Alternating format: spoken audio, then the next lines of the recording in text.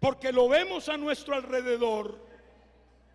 Entonces le dijo este científico: Dios creó el mal, porque el mal existe. Y si Dios creó, como tú dices, todas las cosas, entonces Dios creó el mal, y por lo tanto Dios es malo. Realmente el joven no esperaba esta andanada. Eso no iba a trastornar su fe, pero no tenía respuestas y se sentó un poco avergonzado, mientras que el profesor se ufanaba de haber aplastado a aquel pobre creyente. Pero surgió otra mano por allá: profesor,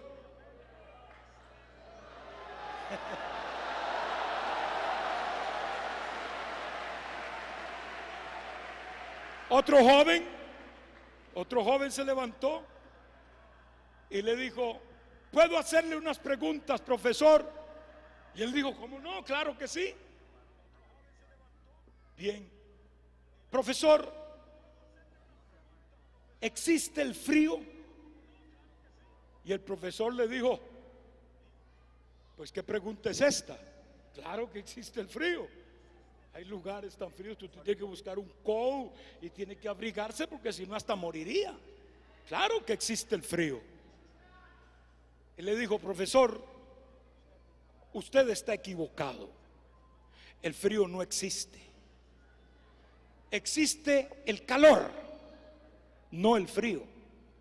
El frío es una palabra que usamos para definir un estado, una condición a la que se llega cuando no hay calor.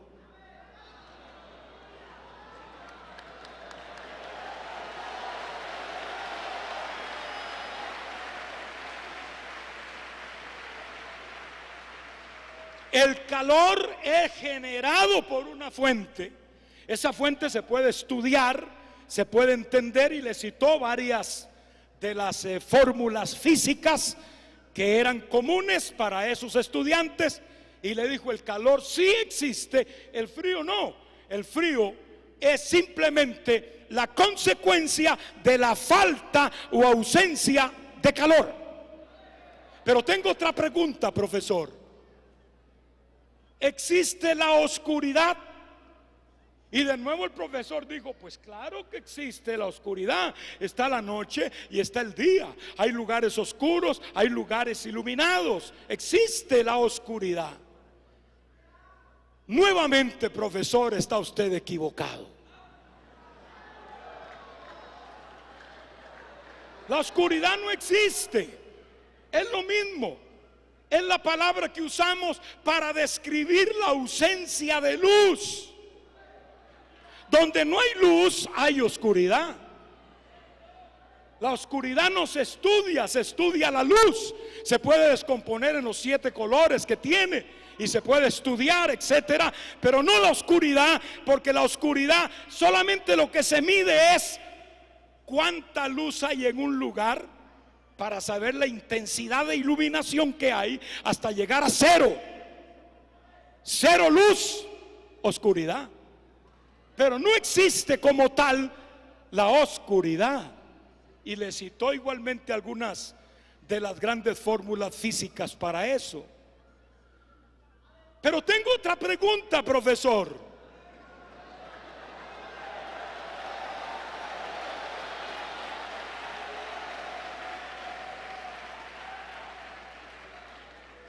¿Existe el mal? Y el profesor habrá pensado: ¿por dónde me va a salir este?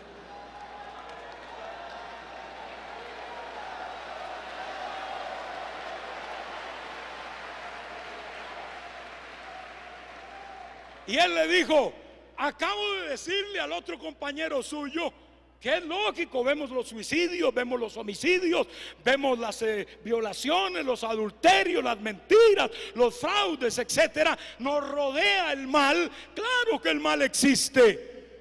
Nuevamente, profesor, está usted equivocado. el mal no existe como tal, es una consecuencia, pero no existe como tal. Es la consecuencia de no hacer, de no practicar el bien. Y le dijo más: Dios es la fuente de toda bondad.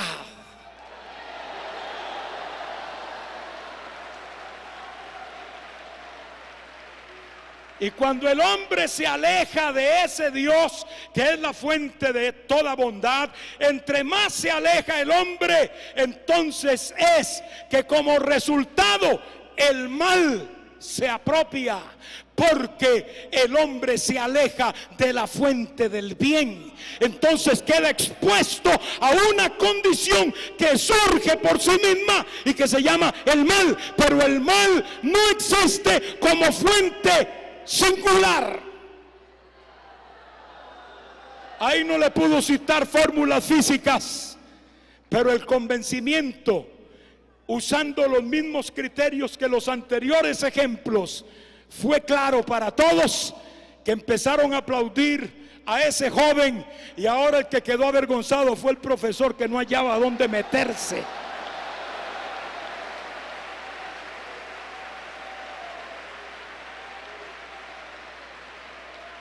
Porque al final le dijo: Dios no creó el mal.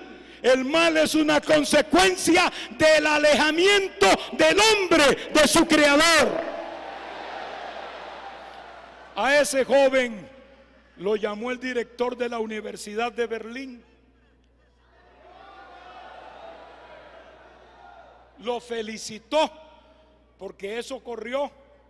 Y se dio cuenta el director de la actuación que había tenido este joven en defensa de la fe, y lo felicitó y le dijo: ¿cuál es su nombre, joven? Y él dijo: mi nombre es Albert Einstein.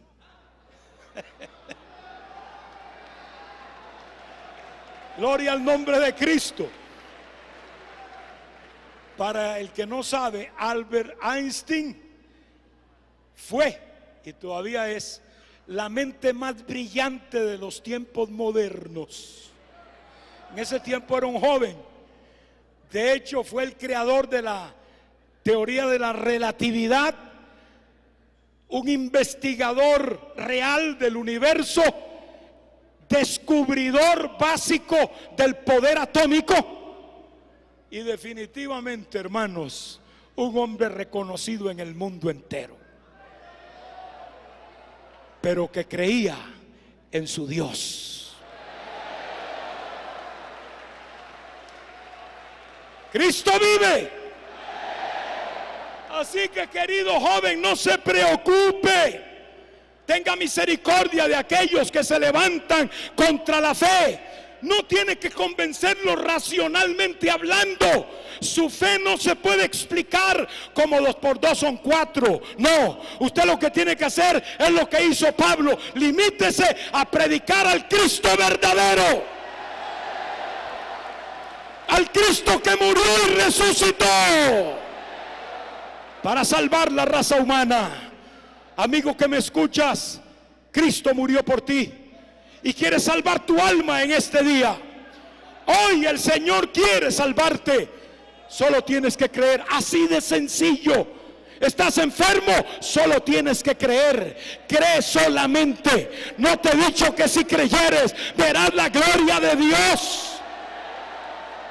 No es razón, no es lógica, es fe. Lo que Dios busca es fe.